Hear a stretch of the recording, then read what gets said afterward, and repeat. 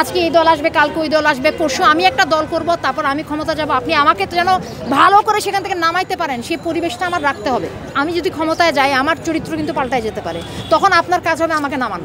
গণতন্ত্রের শর্তগুলো থাকে, সেই শর্তগুলো কি মানা হচ্ছে? আমরা যখন মুক্তিযুদ্ধ করলাম তখন কিন্তু পাকিস্তানের বিরুদ্ধে আমাদের একটা বড় অস্ত্র ছিল স্বাধীন বাংলা বেতার কেন্দ্র, এবং সেখানকার যারা গান গাইতেন তারা কিন্তু মূল যোদ্ধাদেরকে অনুপ্রাণিত করতেন। আর একটা কথা খুব পরিষ্কার করে বলবো যে বাংলাদেশের মুক্তিযুদ্ধ বাংলাদেশের মানুষের, সেখানে একটা দল, সেই সময়ের সবচেয়ে বড় দল হচ্ছে আওয়ামী লীগ, এবং ওনারা ছিলেন, কিন্তু বাংলাদেশের মুক্তিযুদ্ধ কোনো দলের না, দেশ মানুষের, আপনার আমার, আমাদের কিছু সংখ্যক মানুষ নিয়ে একটা দুইটা দল, আসলে দেশ মানুষের।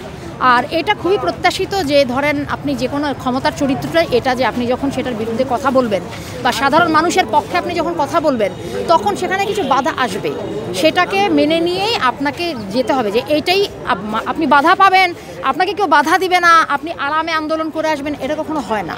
আপনি মানুষের পক্ষে কথা বলবেন, আপনাকে বাধা দেওয়া হবে, তার সেটাকে অতিক্রম করে আপনাদেরকে আসতে হবে। আপনারা দেখবেন, আপনারা যে যার পেশায়, আপনারা আপনাদের জায়গা থেকে আর যে বাধাগুলি পাচ্ছেন সেখান থেকে একটু একটু ঠেলেন, একটু ঠেলে নিজেদের কথাগুলি একটু বলেন। এই যে সেন্সরগুলি যখন হয়, আপনারাও একটু বলেন, মানুষের কথা বলেন। এটা কিন্তু দিনের শেষে মানুষের দেশ, এটা কোনো দলের দেশ না। আজকে এই দল আসবে, কালকে ওই দল আসবে, পরশু আমি একটা দল করব, তারপর আমি ক্ষমতা যাব। আপনি আমাকে যেন ভালো করে সেখান থেকে নামাইতে পারেন, সেই পরিবেশটা আমার রাখতে হবে, বুঝছেন?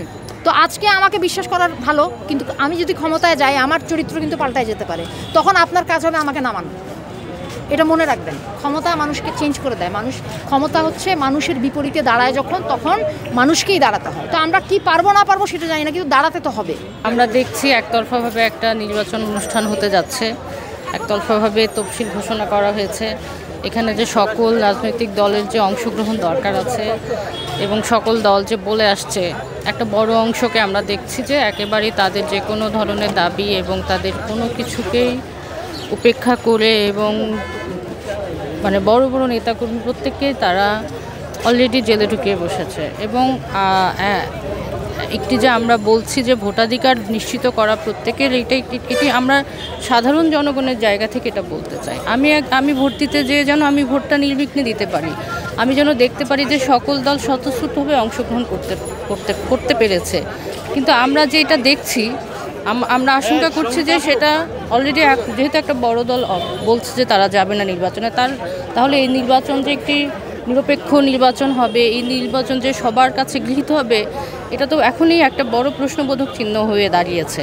তাহলে একটি সুষ্ঠু নির্বাচন করতে গেলে এবং প্রত্যেকটা মানুষের অংশগ্রহণ আমরা যদি নিশ্চিত করতে চাই, আমরা বলছি আমরা গণতান্ত্রিক দেশ, তাহলে গণতন্ত্রের যেই শর্তগুলো থাকে সেই শর্তগুলো কি মানা হচ্ছে? সেখানে কি সেরকম ব্যবস্থাপনাগুলো আমরা দেখছি? আমরা কোনো কিছুতেই সেগুলো দেখছি না। তাহলে এইভাবে একটি নির্বাচন অনুষ্ঠান হলে সেই নির্বাচনটি কেমন হবে, এবং সেই দল বা সেই যারা যেই দল ক্ষমতায় যাবেন তারা কতটা স্বৈরাচারী আচরণ করবেন সেটা তো বোঝা যাচ্ছে এখন থেকে। তো আমরা এইগুলোর প্রতিবাদে আমরা আমাদের আন্দোলনটা চালিয়ে যাচ্ছি। আমরা বলতে চাই যে সবাই স্বতঃস্ফূর্তভাবে অংশগ্রহণ করবে, সবাই তার মত প্রকাশ করতে পারবে, সবাই কথা বলতে পারবে, এটি নিশ্চিত হোক, আর কিছু নয়।